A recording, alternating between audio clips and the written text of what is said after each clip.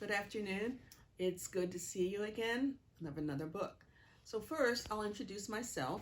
I am Dr. Dolly Mullen, and sometimes people call me Dr. Dolly, and if you'd like to do that, it's okay. So I have a book right now I'm going to read to you called Henry's Freedom Box, Story of the Underground Railroad. And I'll talk about that a little bit. But let's acknowledge the writers, the authors of this book, the people who wrote this book, Ellen Levine and Kadir Nelson. Okay, well, thank the writers for doing this. Okay, so we're looking at Henry's Underground Railroad, and there's some terms that you'll have to remember. Okay, and I'll try to explain some of them as we go along, and then some of them you'll have to get from other places. All right. Okay, Henry Brown wasn't sure how old he was. Henry was a slave, and slaves weren't allowed to know their birthdays. Now, look at that. Look at that guy. He's, what do you think, 7, 6? I'm not sure. He doesn't know how old he is. Okay, so there he is, and he would like to know, I'm imagining, how old he is. Henry and his brothers and sisters worked in a big house where the master lived. Henry's master had been good to Henry and his family, but Henry's mother knew things could change. Do you see those leaves blowing in the wind? They are torn from the trees like slave children are torn from their families. You see his mother, and she's telling him, you know, it might not always be like this. And she doesn't mean that in a nice way. She says that it's possible to lose her children. One morning, the master called for Henry and his mother. They climbed a wide staircase. The master lay in bed with his head above the quilt. He was very ill. He beckoned them to come closer. The slaves were freed by their owners. Henry's heart beat fast. Maybe the master would set him free. But the master said, "You are a good worker, Henry. I'm giving you to my son. You must obey him and never tell a lie." Henry nodded, but he didn't say thank you. That would have been a lie. That's a tough photo. Okay, the man who owns them, he's sick. Henry's with his mother. This is not good. Okay, he's being given to someone else. These things happen fairly regularly. Okay, notice expressions. Okay, there's some fear going on in here, appropriately. That day, Henry watched a bird soar high above trees. Free bird, happy bird, Henry thought. Henry said goodbye to his family. He looked across the field. The leaves swirled in the wind. Now, he's saying goodbye to his family. He's saying goodbye to the people who he lived with, because he's going to be going to live with the son of this master. So,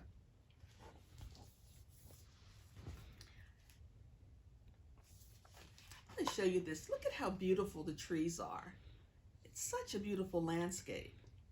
And then you look at these people who are so sad. You know, it's a contradiction. The two don't go together. The people should be happy like the trees are. It's not like that.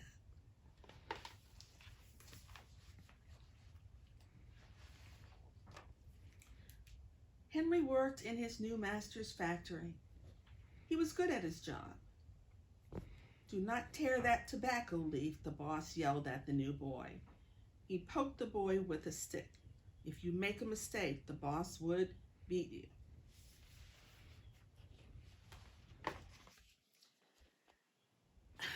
I think the picture says it all, right? I don't think I need to explain much.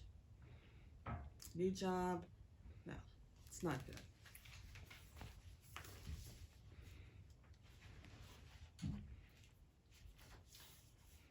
Henry was lonely. One day he met Nancy, who was shopping for her mistress. They talked and walked and agreed to meet again. Henry felt like singing, but slaves didn't dare sing in the streets. Instead, he hummed on the way home. I have to tell you, I wondered when I read this. He wanted to sing. What would he sing about? It was just so sad. But you have to keep yourself going as you can go. And after all, he did meet Nancy. And she's pretty smart. So, he likes her. So that is a good thing. Months later, Henry asked Nancy to be his wife. When both their masters agreed, Henry and Nancy were married. Soon there was a little baby, then another and another. Henry knew they were very lucky. They lived together even though they had different masters. But Henry was worried. Her master had lost a great deal of money. I'm afraid he will sell our children, is what she said. Henry sat very, very still. This is something to have to worry about. Losing your children? You're having your children sold? Think about it. Don't think about it too hard, but think about it. Let's see what we got going here. Henry worked hard all morning. He tried to forget what Nancy said. That's a miserable man. He's sad. He's just sad.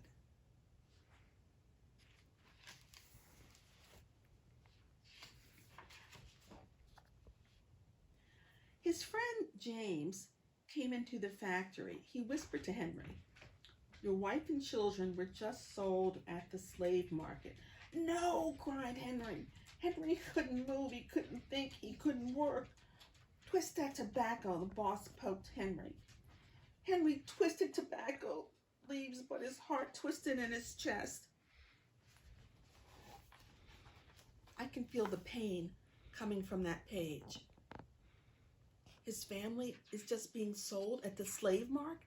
That's where you go and buy slaves if you need some. There's a market. Yeah. It's horrible. At lunchtime, Henry rushed to the center of town.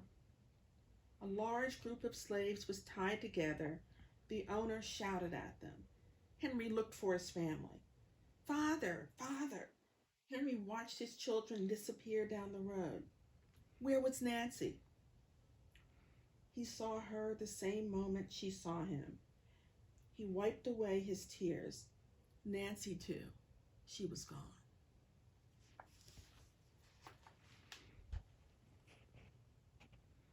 See it? A lot of people.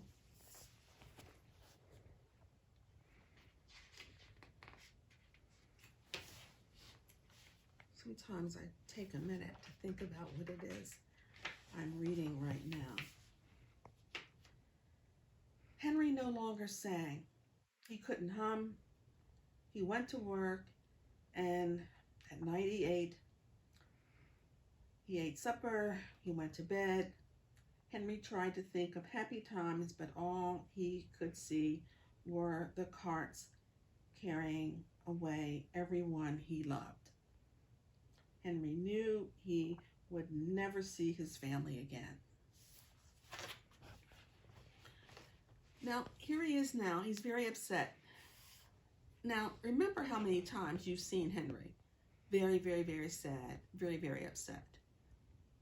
His enslavement has never worked well for him. The only time that he seemed to be maybe okay was when he married Nancy and the children came. That's it. Everything else has been downhill.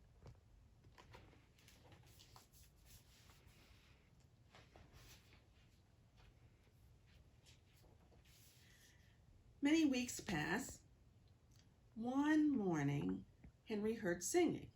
A little bird flew out of a tree into an open sky, and Henry thought about being free.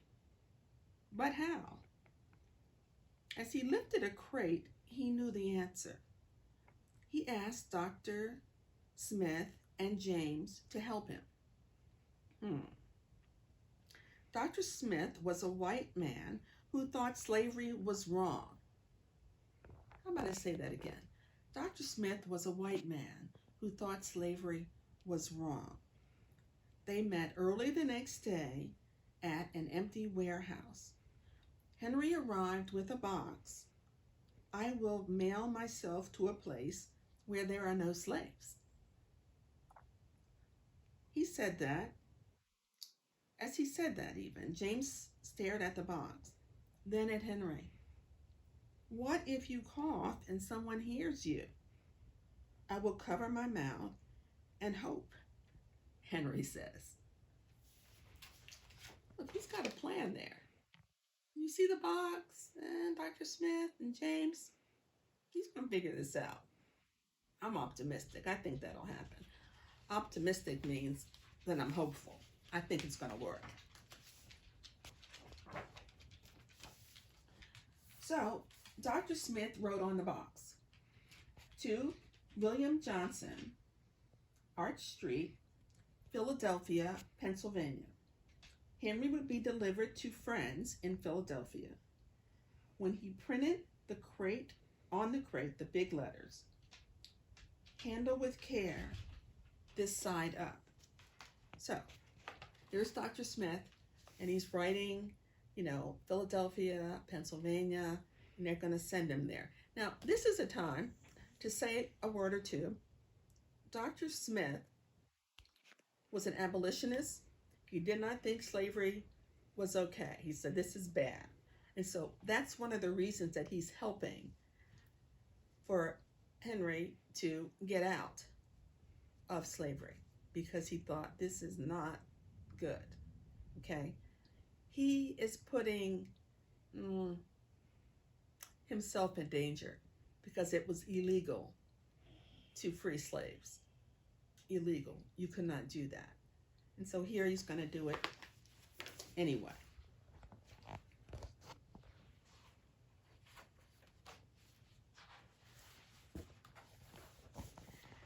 Henry needed an excuse to stay home from work, or the boss would think he had run off.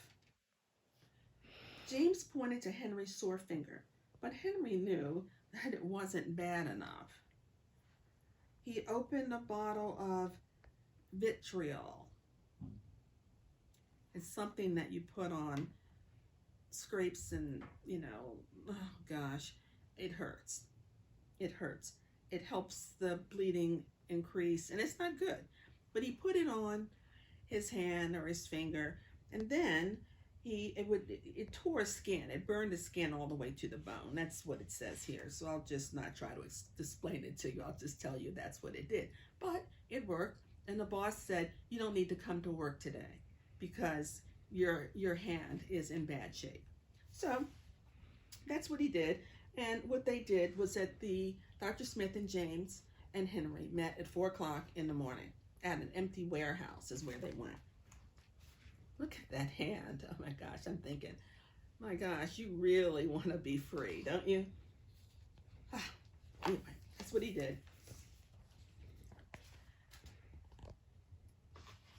All right, so let's see. The sun was not up yet when Henry climbed into the box. Ready, he said. James nailed down the lid. Dr. Smith and James drove the box to the station. The railway clerk tipped the box over and nailed a paper to the bottom. Dr. Smith begged the clerks to be careful. They didn't listen. They threw the box into a baggage car. Oh, gosh. He's at the station now. He's there. See, who knows? Hours passed. Henry was lifted up and thrown again upside down. He heard waves splashing, This must be the steamboat headed to Washington, D.C. The ship rode smoothly, but Henry was still upside down. Blood rushed to his head. His face got hot. His eyes ached. He thought his head would burst, but he was afraid to move. Someone might hear him, and if they heard him and he was caught, oh, that would be very, very bad. So look, you see his hands at the top of the box, and you see his head someplace else, and then he'll go on the side, and this is very, very painful. But this is how he's going. This is the way he has to travel. No one knows so far that he's in that box, and so that's good. Then something says, there are these men who are moving the box, and one of them said, "I'm tired of standing. Why don't we move that box and sit on it?" said another. Henry held his breath. Could they be talking about this box? Henry was pushed back, scraped around the deck. Now he was on his right side, now on his left. Suddenly, right side up.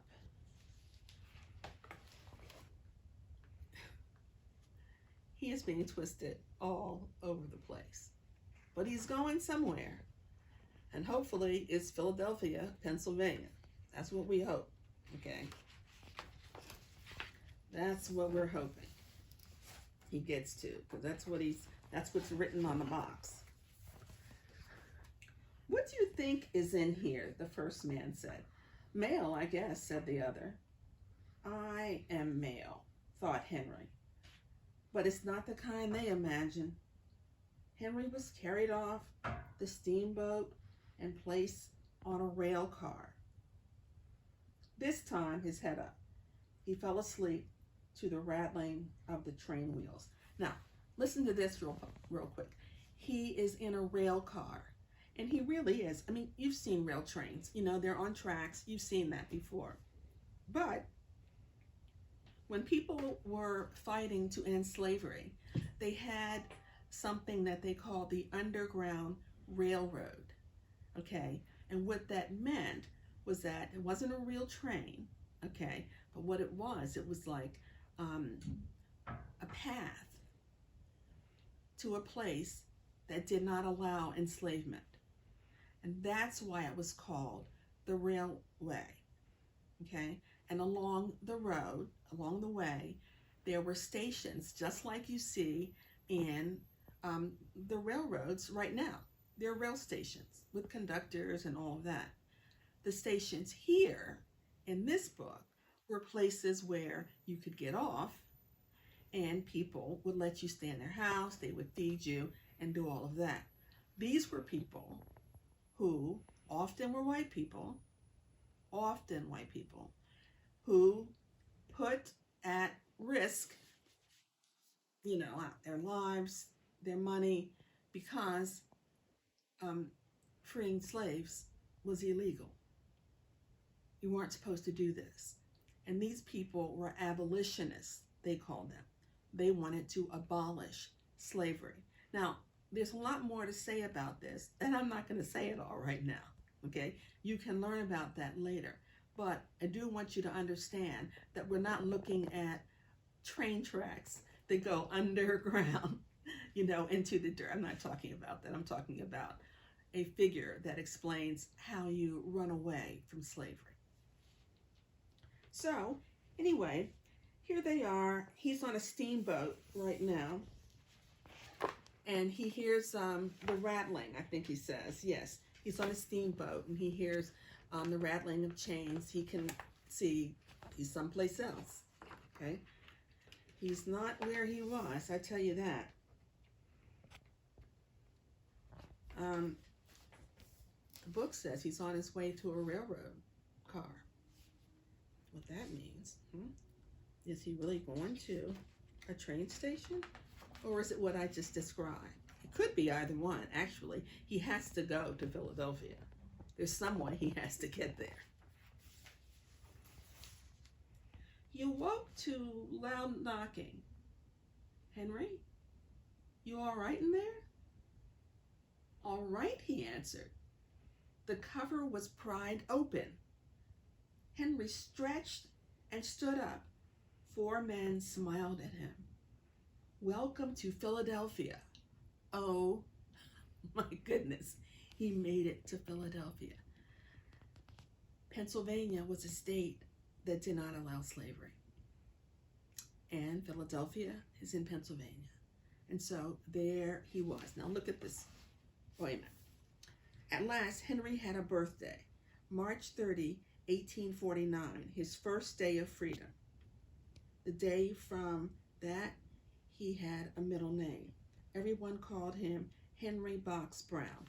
Now, this is a lot. He gets there, and people are like, "Are you okay? Are you okay?" And so he stands up, and he's very happy. He's free, okay? Remember, in the very, very beginning, he did not know his birthday, and he wanted to know what his birthday was. He really wanted to know that. And so when he began to count his birthdays, the numbers of days that he'd been alive, when he begins counting when he arrived to freedom in Philadelphia. And I'm going to say the date one more time. That is March 30, 1849. You don't have to memorize it. You just have to know that for him, as it is for a lot of people, we feel like our birth begins when we become free. Okay? I won't say the end. I won't say the end like I do in my books. I will say freedom.